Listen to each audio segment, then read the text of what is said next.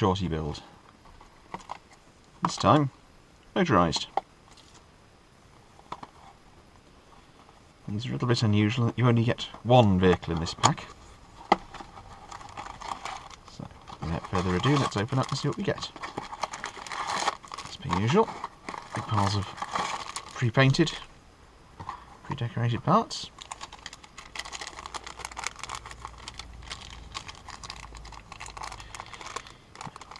You get alternate roofs, alternate cab windscreens,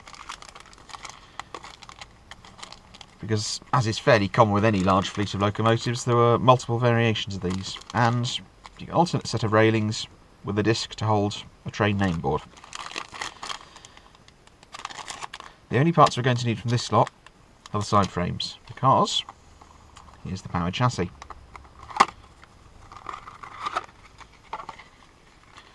The only thing I will say to do to these, Bandai ship them with dry gears. Put a tiny dab of grease in each gear drive. You have to take the base plates off the bogies first. After you've done that, things improve. Don't put too much on because it'll get pulled into the pickups and they won't run very well after that.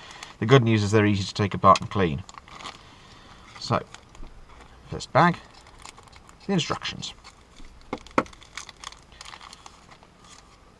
I'll put the dummy parts aside for now. As per usual, you get a good selection of numbers, which we'll look at after we've worked out what model to build. Okay, these are the instructions for building the unpowered chassis, the dummy chassis that they deliver with it. And some pictures of what else you can get. Assembly's fairly standard. In fact, the only complicated bit on these is working out which cab fronts to use and indeed which roof to use. In fact, I'm well aware of the difference between those two, but I'm not entirely certain which cab front goes with which, unless... Yes, I'm not entirely sure which cab roof goes with which cab fronts on these, so yes, there's a fair chance of my getting this horribly wrong. The good news is that none of the stickers go on the roof or the cab front, so if I later find out that I've put the wrong bits on, I can swap it back easily. Without further ado, let's get going.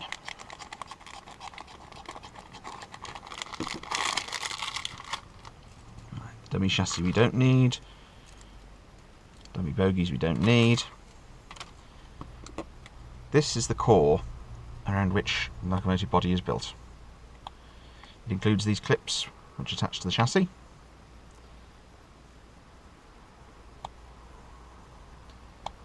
If you didn't watch my previous video on these, you're probably noticing how few tools and how little space you need to build them. That's why I'm building it out here in a camper van, just to show how little space and how easy they are to put together. There is no mess.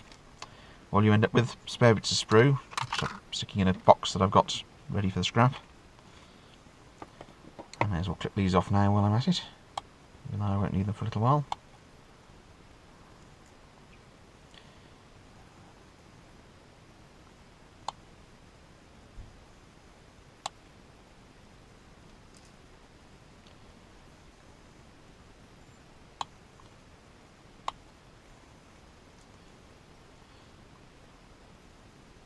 In fact, if you're wondering what on earth I'm building here, you probably ought to go back and look at my other video of building B Train Shorties, because it does explain a lot more about the concept.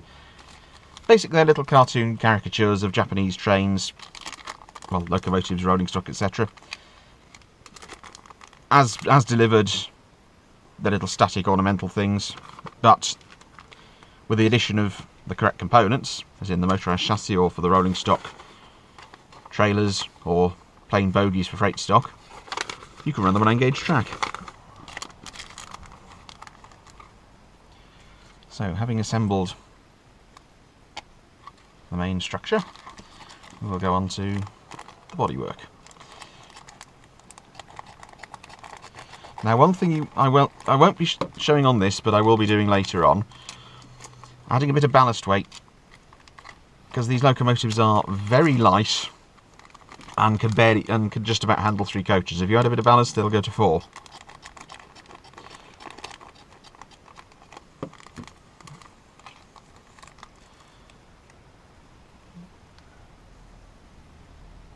So, making sure we get the right sides with the right outer edges there. Yes. As I explained in the last video, you don't need to speak Japanese for most of it. Just follow the diagrams in the box. And if in doubt, go onto YouTube and type the designation of whatever you're building in and look for some videos of the real thing to base your model on. At least that way you're guaranteed to get the right parts and the right combination.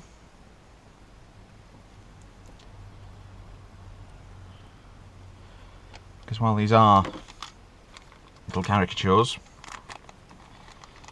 it's still nice to get it right. Right. I'm not going to use the handrails with a space for a name board for now, as there aren't any name boards included in the box. So I'll put that back in the original box, which is where I keep all the spare parts.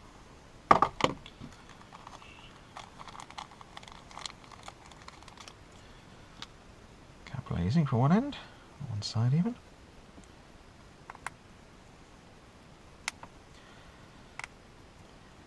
You don't need glue. Everything clips together. Well, on this one. I've had some trouble with the bogie side frames and other stock that did not want to stay attached. I still have no idea which roof I'm going to need. That will be the next phase after I put this lot together.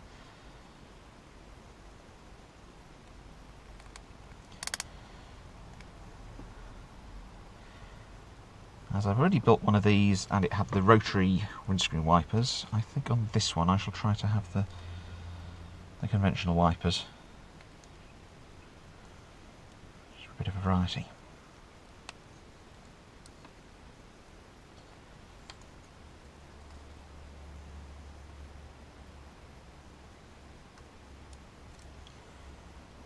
Go.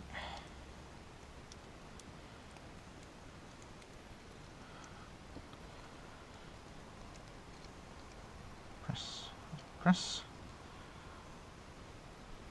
As you can see, there is space for ballast. You have to cut up, I think on the other one I used a little bit of spare roofing lead. But there is space just about under the panels. Squeeze it in. Right. I think I'm going to build 51, 11, 18, same as they're doing here. Just because it will make life so much easier to sort out. So,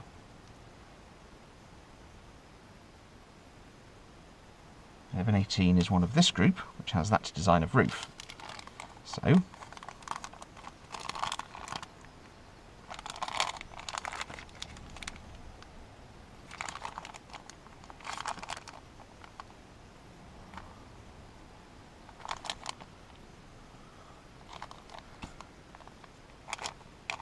it's this one, isn't it?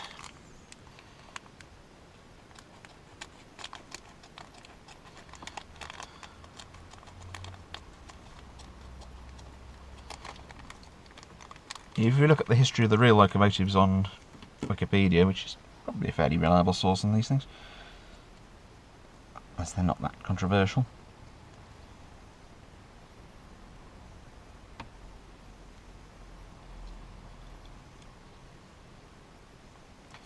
Put that there for now because I also need 1118 has these cab fronts with the standard wipers.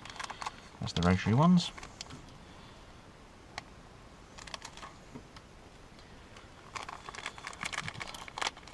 Tops for the noses.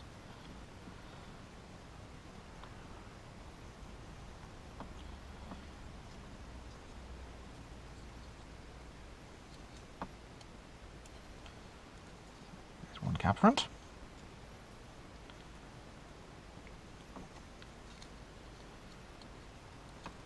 Cab front. And want to check that we still have everything the right way around before I put this on. There we go.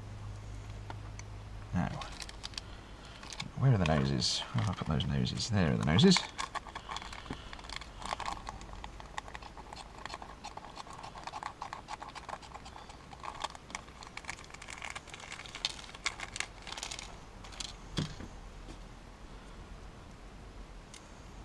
So we put them in the right way up.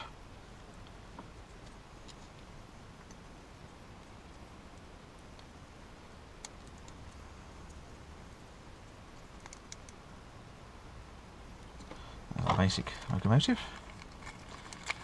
Let's around the handrails.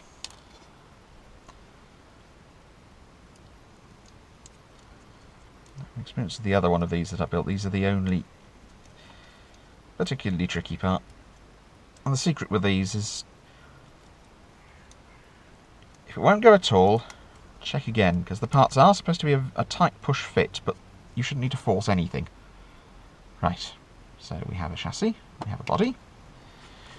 All we have to do to the chassis is add these side frames. Now, for some bizarre reason, if you're fitting them to a runner as opposed to a dummy, you have to snip a small chunk off these pegs so that they will actually press all the way onto the bogies, onto the bogies. Like so. If they turn out to be a little bit loose later on, in fact, it may be, I'll just try one without doing that, it may be that they've changed the tooling.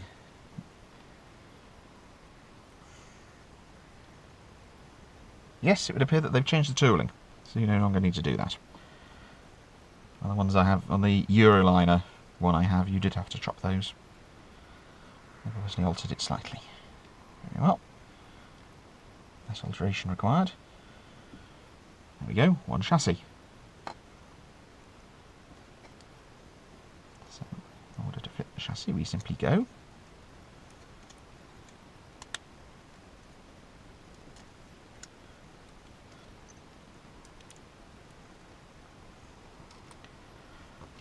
push that into place with. It doesn't wish to go in, does it? Doesn't want to go in, does it?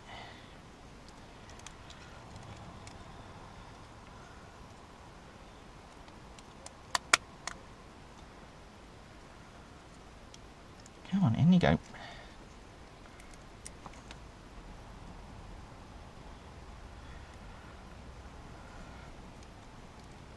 I'm not trying the other way round. Bear with me for a few seconds here.